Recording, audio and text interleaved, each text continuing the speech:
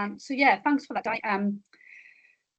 Been really fantastic responses in the Padlet, in the two Padlet links so far, and one of the key things for you guys is that they stay alive, and so they're there as a resource for you when you come to look to reflect on your own working environment.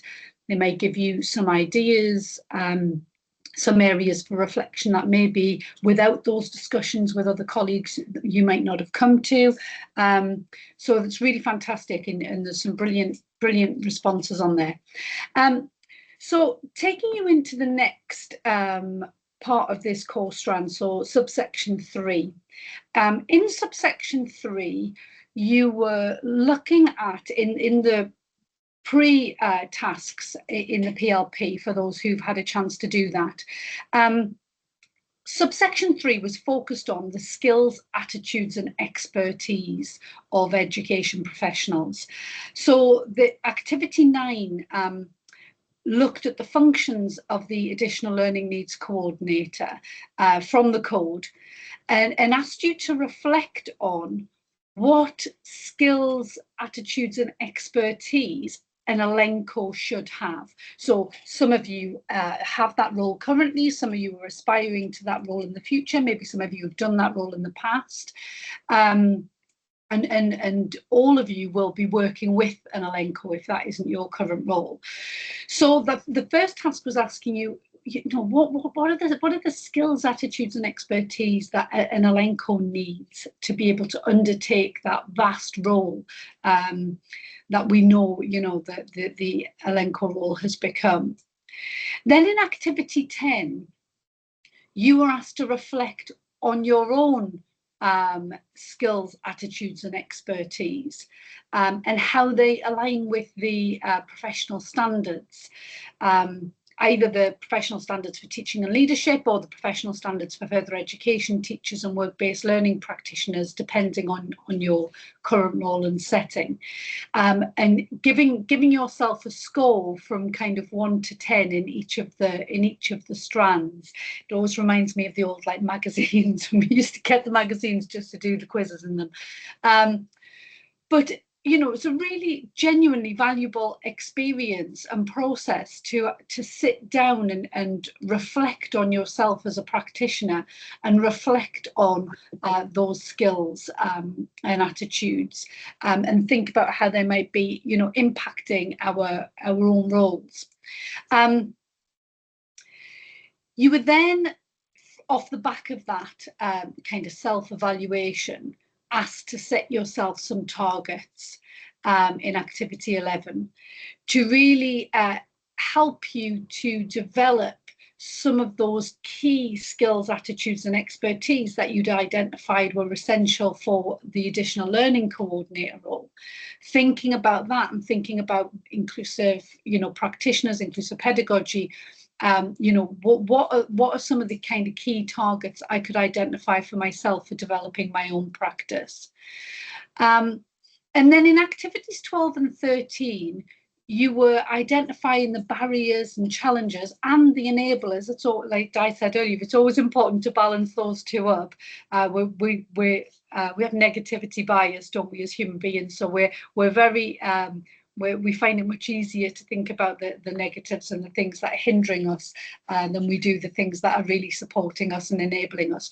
So you were asked to think about what are the barriers, challenges, and what are the enablers to developing the skills, attitudes, and expertise that we need as practitioners. And then expanding that further, really, one of the things that has come out throughout this model and the previous ALN modules is this notion of inclusion is everybody's business. We know now most practitioners are very clear these days that the inclusion of learners with additional learning needs is the responsibility of us all as part of the school community. Gone are the days where when I first started teaching 20 odd years ago, where the learner with additional learning needs was for the most part removed from the classroom by the then Senko, and worked with on a one-to-one or small group basis for most of their time in school. And so we acknowledge that it's for all of us to be aware of the needs of all of our learners and to be adaptive and inclusive within our classrooms and within our practice. And so what's become clear, especially over the last few years since the embedding of the new Additional Learning Needs Act, is that the focus on the skills, attitudes and expertise is no longer just sitting with that, that with the Elenco. It's the skills, knowledge and expertise across our school communities, across our school staff teams. And as we've acknowledged, the Elenco functions are really far-reaching. The roles and responsibilities of the Elenco have really broadened out, but at the same time, the roles and responsibilities of all practitioners around ALN have also kind of broadened out. And in the professional standards for teaching and leadership, the 5 broad themes: pedagogy, leadership, professional learning, innovation and collaboration, they're relevant to all practitioners and the Elenco from the perspective of that responsibility for learners with additional needs in their settings. And you can see in the responses to the 2 previous tasks already lots of strands coming through that would align to those 3 areas of knowledge, skills, attitudes and expertise. Lots of things around, staff attitudes was one of the first points to be made, wasn't it? But staff's ability to cope with change, resistance to change, communication skills, ability to person-centered plan. That's expertise, as well as skill. Hosting a successful person-centered meeting, for example, the relationships between people. There's so many of those elements that have been identified already by you guys in your groups align with these 3 key points. Eston, in their 2024 thematic review, highlighted that from their perspective, in the most inclusive schools, teaching, curriculum and assessment were designed and delivered to engage pupils in learning that was meaningful, relevant and accessible to all. So they're acknowledging again that broadening out, accessible to all, inclusive pedagogy, type perspective.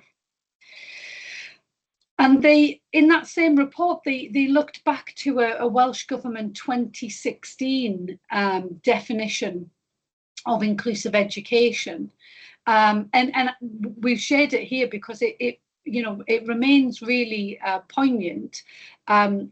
A process through which all pupils access common opportunities in ways relevant to their needs and which ensures that they fully belong to the school community. Inclusion requires the active involvement of all concerned. It places the onus on schools to adapt their organisation and their ways of responding to both meet the needs and value the development of all children and young people in all areas of school life. It requires an inclusive curriculum and measures to improve teaching and other staff's awareness of inclusive learning and equality issues. So, that's 10 years ago that was written, and it's still, incredibly pertinent. And for those of you familiar with the article by Knight et al., the aspiring to include versus implicit othering, and that looked at the Welsh education system. you will have already seen that one of the things that came from that research was that in Wales in general, the findings from this research was that there was a belief in inclusion. You know, there was a general positive attitude towards inclusion, and inclusion being relevant and important. But at the same time, there was lots of perceptions as to why it can't be done, and why there's all of these barriers, similarly linking back to some of those points you guys raised earlier about kind of resistance to change, etc. So, you know, one of the key things coming from that article is that in order for inclusive practice in Wales to be successful, there needs to be further work on the skills and attitudes and expertise of our education staff. So, activity 3, what we want you to do in your breakout rooms, we want you to discuss what are the professional skills, attitudes and expertise all practitioners. So in the PLP work, you've looked at the Elenco role and you as an individual. We now want you to reflect on what does everybody need across your setting in order to support inclusion, and how evident are some of those elements within your current setting. So Di's very kindly put the link in the chat for this one, but the QR code that is up on your screen currently is also active. Let me just stop the recording.